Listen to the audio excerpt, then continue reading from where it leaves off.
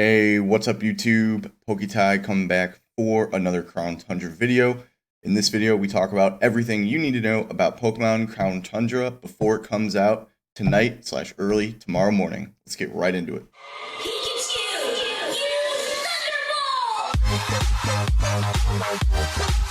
Hey, what's up guys? I just want to give you guys a huge thank you for yesterday's video. We're over about 2,500 views on that. Literally the third video I've put on this channel. I appreciate that so much. That's sick. So let's try to keep that momentum going and bring that into some new Sword and Shield news we got from VG247 yesterday. A little late on bringing this out, but let's go through it. So Pokemon Sword and Shield had to make a few cuts in order to meet some of its ambitions, but its DLC expansion pass continues to buff up previously lacking areas of the game. So from that, basically, Isle of Armor, Jesus, wasn't as big of a game, so they wanted this DLC to be more expansive of a DLC. But the gameplay is still going to be about 3 to 4 hours on it, but the amount you can do after, and besides just like running around the lands and trying to find everything, is going to be more expansive, especially with the Dynamax dungeons. So Crown Tundra is going to focus a lot on character development and the town that we are in and how they need to work together to survive. So that's going to be a really big theme of this expansion coming out tonight, actually. In Sword and Shield's Pokemon Universe version of UK, the Crown Tundra takes on the role of Scotland. There's frigid sweater weather, a castle atop mountain, and lots of Scotty-style touches.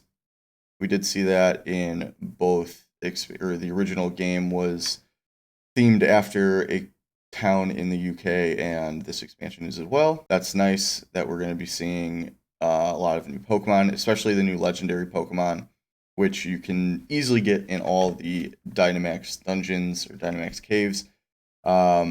Those are going to be 3 parts where you have to face 3 ordinary Dynamax Pokemon, and then the last one is legendary, and you can catch that one at the end. You can only catch each legendary one time in this game, just one. So you can't go and trade if you get a better one, trying to do all this and that. You only get one. So make sure you don't do anything to release it, trade it, anything like that. I don't know if you'll be able to get it back if you do. Okay, so here's more about the content. Chasing the huge-headed Pokemon, the main story quest.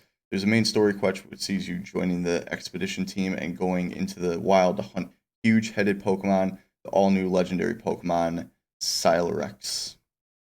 So that's like what I was talking about, where the story is still going to be about 3 to 4 hours long. Calyrex is the loyal sort of Pokemon that regards people with classically superior sniffy attitude and seemingly was once actually king of Galar. We see a scene where it appears to the players and displays some unique abilities, but other than that, in this preview, Calyrex remains shrouded in mystery. The legendary tree of the legendary 3. So these are about the 3 legendary birds that you're going to need to catch, and these aren't going to be a simple catch like you see in the wild. If they pop up in the wild, and usually you can like chase it on its bike, or it chases you, or it like tries to run away, but you can easily get it. This is not going to be the case.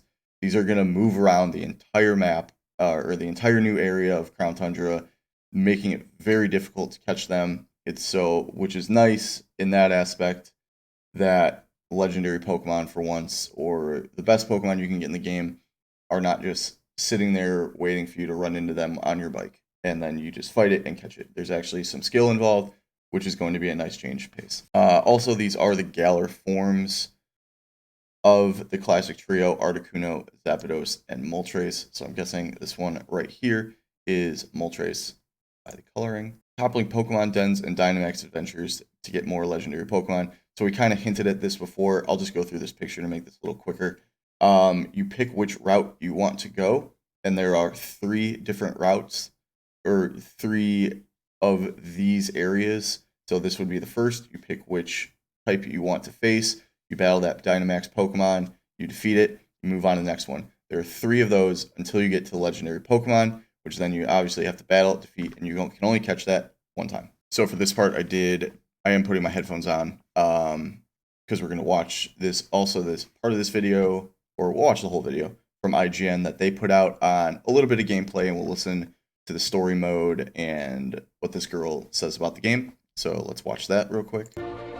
I'll be commenting here and there. With every new game and every expansion, Janet Pokémon Garcia. continues to make it easier for players to do what they love.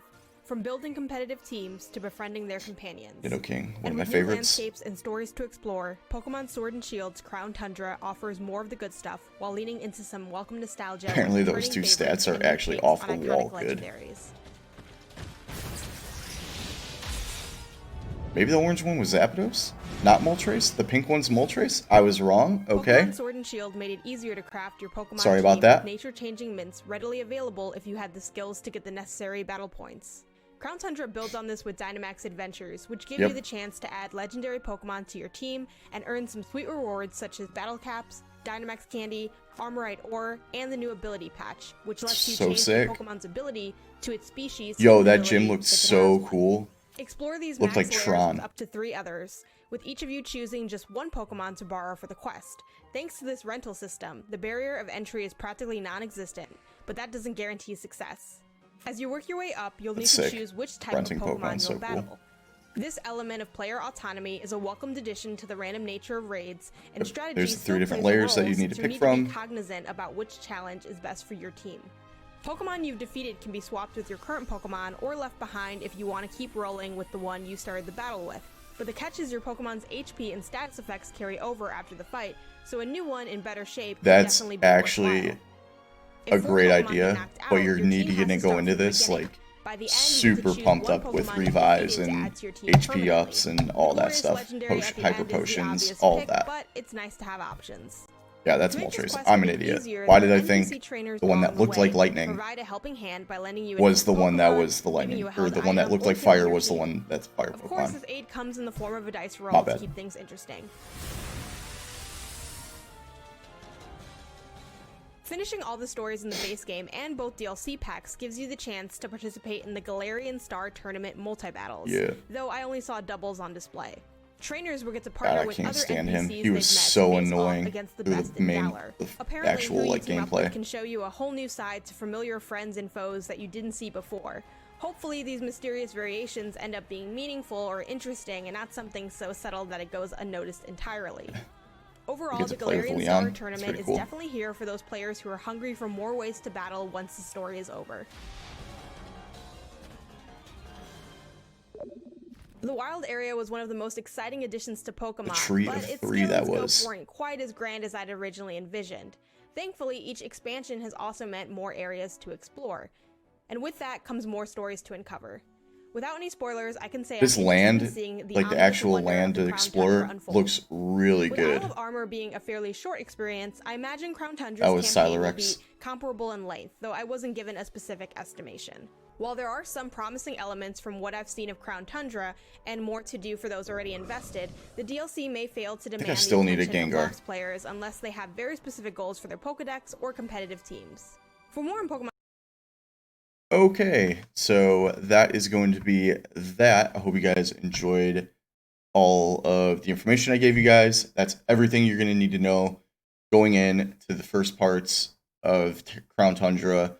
The first probably 3 to 5 hours, depending upon how fast you are at getting through all the content. That's pretty much what we covered, and then anything after that is all your choice, which is sweet. You know, go ahead, go do those gym battles, go do the max raid battles, and try to get every single legendary. It's up to you. But I hope you guys enjoyed this video. Thank you so much for the support on the last video. 2,500 views is insane for the third video that I posted. Hope this one comes even just close to that. You know, maybe let's get 5 likes and I don't know, 1 or 2 subs from this. That's all we're going for here, trying to get better every single day. But I'll see you in the next video. Peace.